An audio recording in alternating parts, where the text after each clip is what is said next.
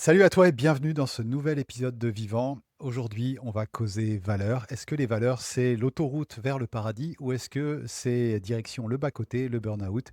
Pourquoi j'en viens là? Eh bien, tout simplement, ce midi, on était en offboarding. Nous, à Slow Coaching, on parle anglais, attention. Offboarding, ça veut dire quoi? Ça veut dire les petits potes, fin de l'accompagnement, on descend de l'avion et on va causer ensemble du bilan qu'on en fait. Qu'est-ce qu'on en retire?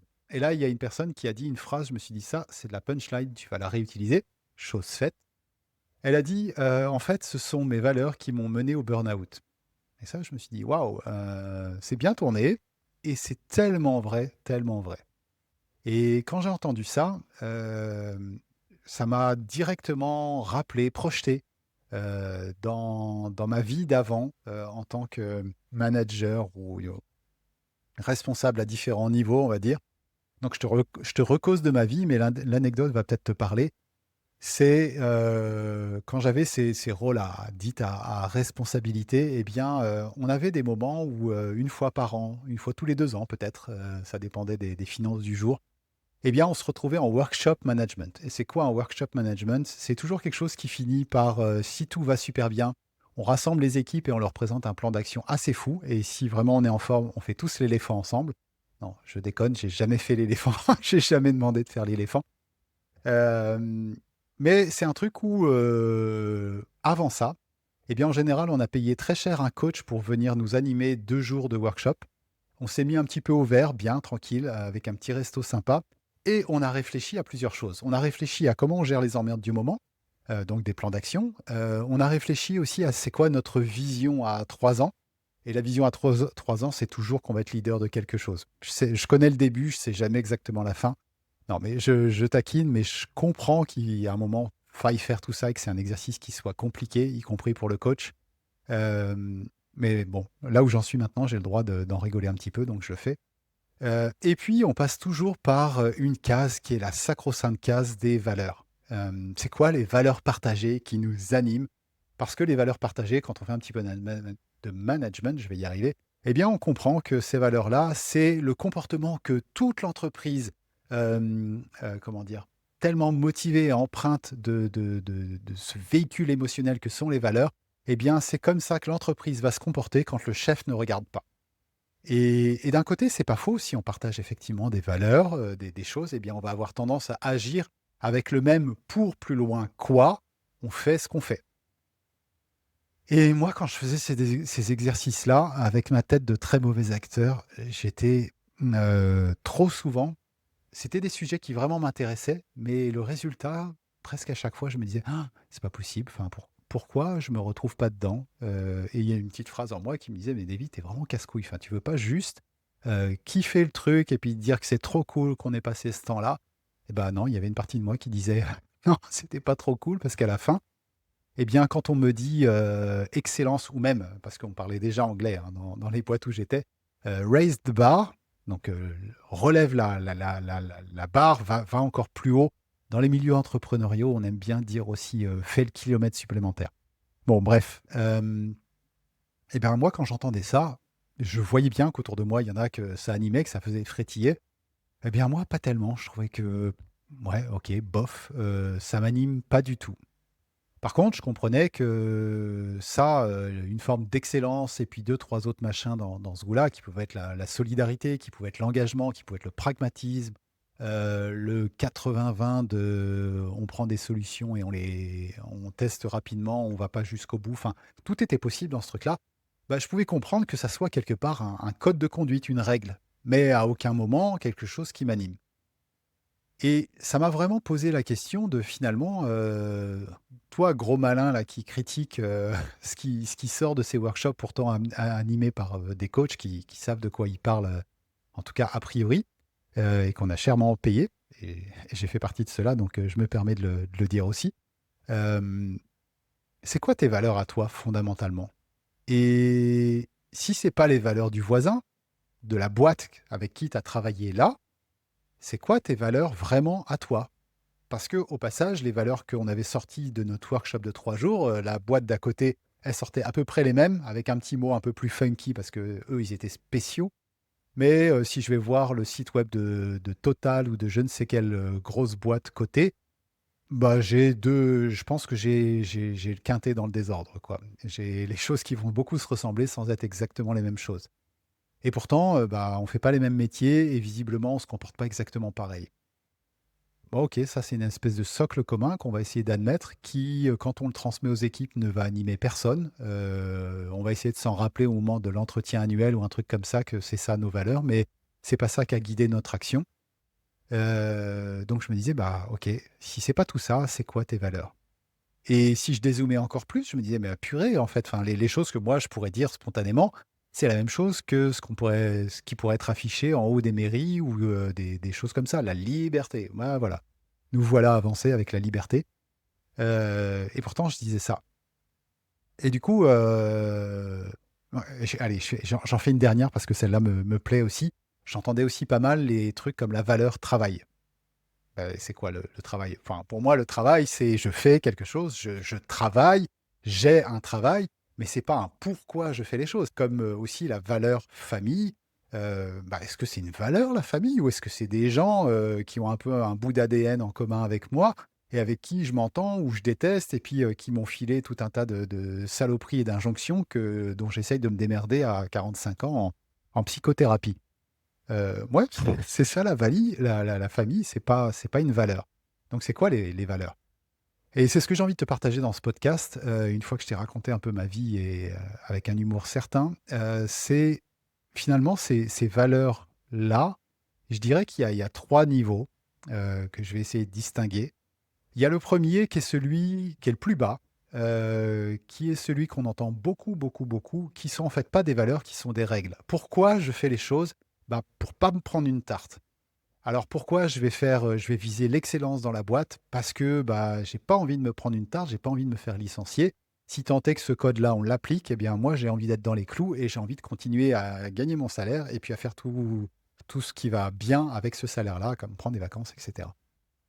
Donc ça, c'est quand on fait ces workshops-là, pour moi, on crée pas des valeurs, on crée des règles. Et c'est quoi la différence que je ferais avec, les règles et ce qui pourrait être des valeurs et on va les subdiviser après?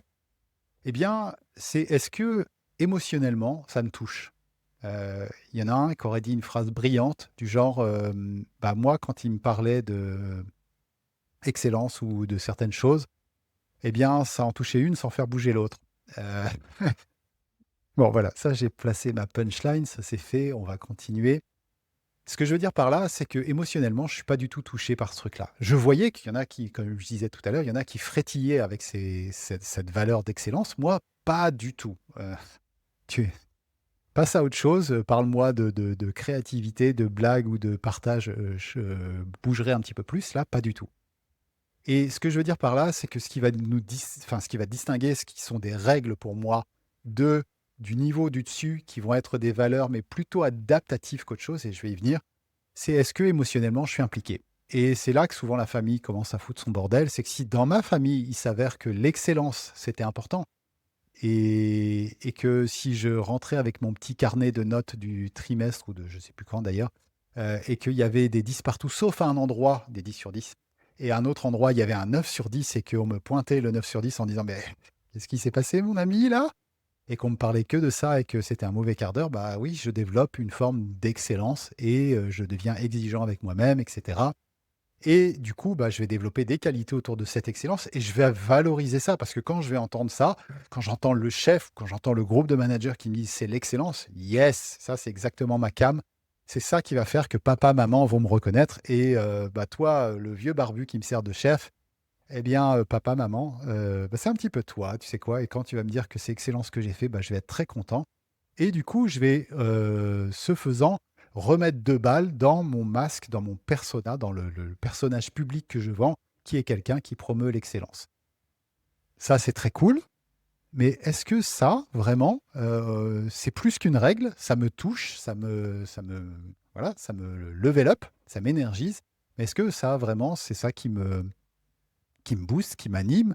Hem Et c'est là que je vais faire la différence entre ces valeurs qui sont pour moi plutôt des valeurs, adoptées, héritées, des valeurs, qui d'une certaine façon vont être extrinsèques, de valeurs qui vont être intrinsèques. C'est-à-dire que ça serait que moi et mes ressentis qui me feraient dire: «Waouh, tu sais quoi? Ça tu kiffes, vas-y, fonce, ça va c'est génial, c'est vraiment quelque chose que tu as envie de faire». Et quand je parle de ces valeurs, extrinsèques, qui seraient, adoptées, héritées, et ben, il faut bien voir que ces valeurs-là, c'est pas parce qu'elles sont héritées qu'elles sont pas importantes et c'est très souvent là où on met, la barre en disant: «Ça, c'est mes valeurs» et je reviens sur le commentaire que j'entendais dans notre off-boarding. Dans cet off-boarding, quand il y a quelqu'un qui cite ses valeurs, en tout cas de départ, quand elle nous rejoint et qu'elle est en mode, quasi burn-out, en tout cas en vraie difficulté, heu, elle recite ses valeurs et elle dit: «Bah, c'était l'excellence, le pragmatisme, l'engagement, la fiabilité et cetera». Et ne pas respecter ces codes-là, c'est-à-dire, ne pas être fiable, ne pas être engagé, ne pas donner des vraiment putains de bons résultats, et ben, ça me laisse pas indifférent et du coup, ça crée des lignes rouges que tout le monde ne peut pas franchir. Si dans ma boîte, c'est le bordel tout le temps et que ça respecte aucune de ces valeurs-là, il y a 2 options: soit je me barre, soit je travaille sur moi et je comprends que finalement, c'est un petit peu un schéma et une histoire que je me raconte, mais dont je peux pas me passer tout de suite et que, bah, je suis obligé de faire en sorte que mon écosystème respecte un petit peu ça et en ça, eh bien, les valeurs, qu'il peut y avoir, dans un petit groupe sont importantes parce que pour certains, elles vont être émotionnelles. Si moi je mets comme, j'ai peut-être pu le faire d'ailleurs, à critiquer l'excellence ou le raise the bar alors qu'il y en a un qui trouve que c'est super important, je ne suis pas en train de reconnaître finalement que pour lui, même si c'est pas quelque chose qui est vraiment intrinsèquement en lui, c'est quelque chose sur lequel il est, émotionnellement impliqué. Donc ça, c'est la enfin, je sais pas si tu vois le truc là, quand tu fais du management, c'est des choses qui vont être importantes à considérer parce que, du management ou de l'influence plus largement, il y a quelles sont les règles pour qu'on fonctionne ensemble et c'est différent quand même des valeurs et puis, il y a quelles sont les valeurs même extrinsèques des autres sur lesquelles, tu as intérêt à faire gaffe parce que si tu les respectes pas, tu vas les mettre dans le rouge et tu vas toi aussi contribuer à les envoyer au burn-out. Bien évidemment, tout ça leur appartient, c'est pas toi qui as le pouvoir de les mettre en burn-out, mais ça crée une vigilance et c'est en ça que ça peut être aidant de créer ces espaces de valeurs partagées quelque part. Mais là où, par contre, ça risque d'être une mascarade et en tout cas, il y a une vraie limite, c'est que probablement, même les gens qui sont enthousiastes à l'idée d'aller vers l'excellence, est-ce que c'est quelque chose qui les anime profondément? C'est-à-dire qui les nourrit, leur corps est porté et cetera et même s'ils avaient rien d'autre à foutre, ils feraient que des trucs excellents rien que pour eux? Eh bien, ça, on le sait pas et c'est là la frontière qu'il y a et tant qu'on n'a pas ces réponses-là, on est un peu dans la merde, en fait, et les seules valeurs sur lesquelles on va se raccrocher, c'est les valeurs qu'on a héritées et quand on va pousser le curseur très, très loin de ces valeurs-là, eh bien, on va se retrouver à aller chercher, comme j'ai pu le raconter dans un épisode précédent, aller chercher nos croquettes pour chiens indéfiniment parce que quand on fait ça, on sait qu'on est reconnu et qu'on a de la valeur, alors que tout le reste, on est vraiment une merde, hein, je le redis. Hem, eh bien ça peut nous mener au burn-out et du coup, oui, la fiabilité, l'engagement, le pragmatisme, le kilomètre supplémentaire, si c'est pas des choses qui profondément et s'il n'y avait que moi, si tout le monde m'encourageait, si j'avais tout l'or du monde, si c'est pas des choses que je continuerais à suivre dans ces conditions-là, alors il est fort probable que ça soit de la croquette pour chien. Donc, une fois qu'on a dit ça, eh bien, toi qui es peut-être parent, qui est peut-être, manager, qui est peut-être, tu as peut-être des clients que tu formes ou que tu accompagnes, auprès de qui tu vas véhiculer des choses qui sont bien, des choses qui sont mal, eh bien, je t'invite à faire gaffe parce que, tout ça, c'est des zones, sensibles. Ça parle de toi en 1er abord et pousser les gens dans cette direction-là, pousser encore plus loin dans l'excellence, eh bien, ça peut être aussi un excellent moyen d'envoyer les gens ou de contribuer à envoyer les gens au burn-out. Il faut faire gaffe parce que finalement, ces valeurs-là qu'on est en train d'édicter, eh bien, ce sont des repères pour se conformer, continuer à se suradapter à quelque chose qui n'est pas écologique pour nous. Et quand c'est pas ancré profondément au fond de moi, mais que c'est avant tout un pansement ou une lutte intérieure pour m'adapter, si c'est une règle et que je m'adapte toujours à quelque chose qui ne me correspond pas, sur lequel j'ai pas développé des qualités, ça veut dire que je vais mettre beaucoup d'énergie pour obtenir des résultats qui sont médiocres, eh bien, je vais finir en perte de confiance, dévalorisation, manque de reconnaissance, fatigue, et tout un tas de conneries et quand tu vas voir ce qui fait un burn-out, eh bien, tu retrouves exactement ça. Et même quand ce sont des valeurs que j'ai, adoptées, héritées, eh bien, si je pousse le curseur trop loin et que fondamentalement, c'est pas un truc qui me nourrit profondément, c'est-à-dire que, bah, je suis excellent, mais je suis tout le temps comme ça, tout crispé, tout tendu pour y arriver, eh bien là, ça va être la même chose.